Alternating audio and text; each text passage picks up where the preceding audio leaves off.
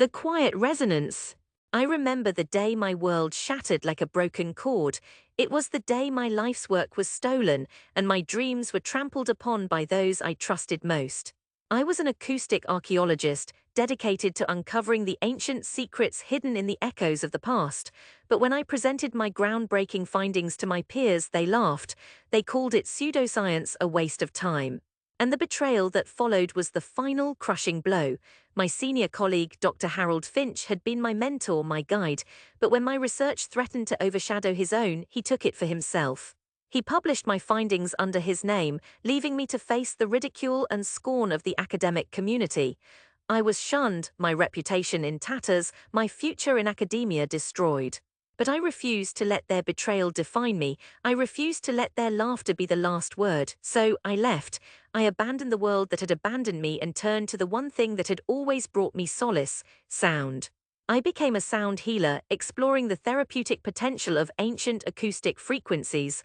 I was mocked again, called a charlatan, a purveyor of mystical nonsense, but I persisted. I traveled the world studying with shamans and healers, learning the ancient arts of sound therapy, and slowly, painstakingly, I began to see results. I started with small groups, trauma survivors who had nowhere else to turn. I played the frequencies I had discovered, the ones that resonated with the deepest parts of the human soul, and I watched as they healed. I watched as the broken became whole, as the lost found their way home.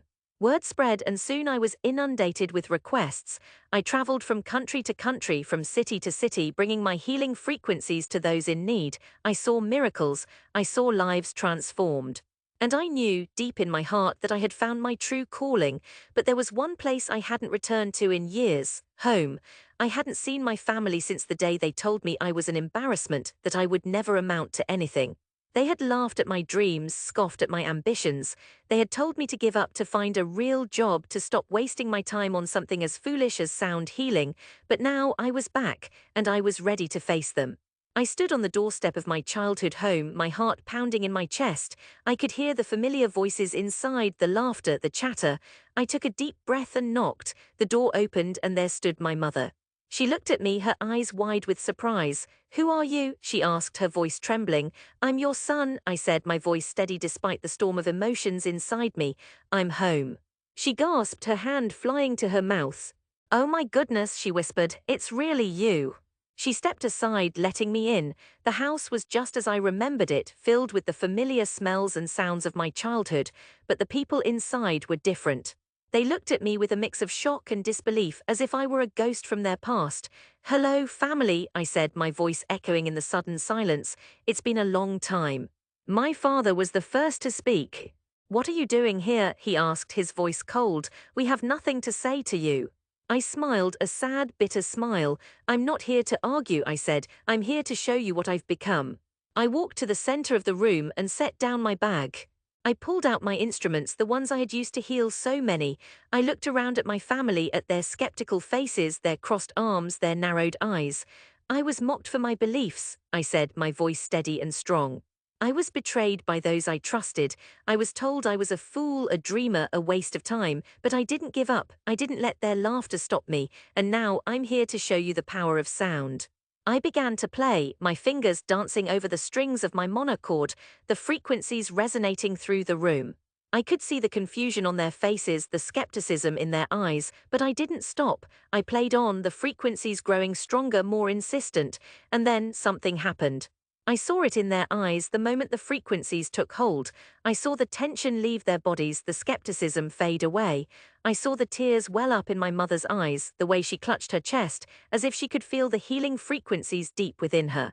I played for what felt like hours, the frequencies washing over them, cleansing them, healing them. And when I finally stopped, the room was silent. My family looked at me, their eyes wide with wonder, their faces transformed. "I don't understand," my father whispered, his voice hoarse with emotion. "What was that? What did you do to us?" I smiled, a genuine, heartfelt smile. "I healed you," I said. "I used the power of sound to heal you, just as I've healed countless others. This is what I've become, Father. This is what I was always meant to be." I could see the realization dawn in his eyes, the understanding, the regret. He looked at me, his son, the one he had mocked and ridiculed, the one he had told to give up on his dreams, and he wept, I'm sorry, he whispered, his voice broken with emotion. I'm so sorry, son, I didn't understand. I didn't see what you were capable of. I reached out, taking his hand in mine. It's okay, Father, I said. I forgive you, and I'm here to show you that dreams do come true, that the power of belief can overcome even the greatest obstacles. I'm here to show you the quiet resonance of the human soul. And as I looked around the room at the faces of my family, at the tears in their eyes, at the love and understanding that had replaced the skepticism and derision, I knew that I had finally found my way home. I had finally found the redemption I sought. I had proven to them and to myself that the power of sound could heal even the deepest wounds, that the quiet resonance of the human soul could overcome even the greatest betrayals. And I knew, deep in my heart, that I had finally found my true calling, my true purpose in life. I had become a healer, a bringer of light in a world of darkness, and I would never let anyone take that away from me again.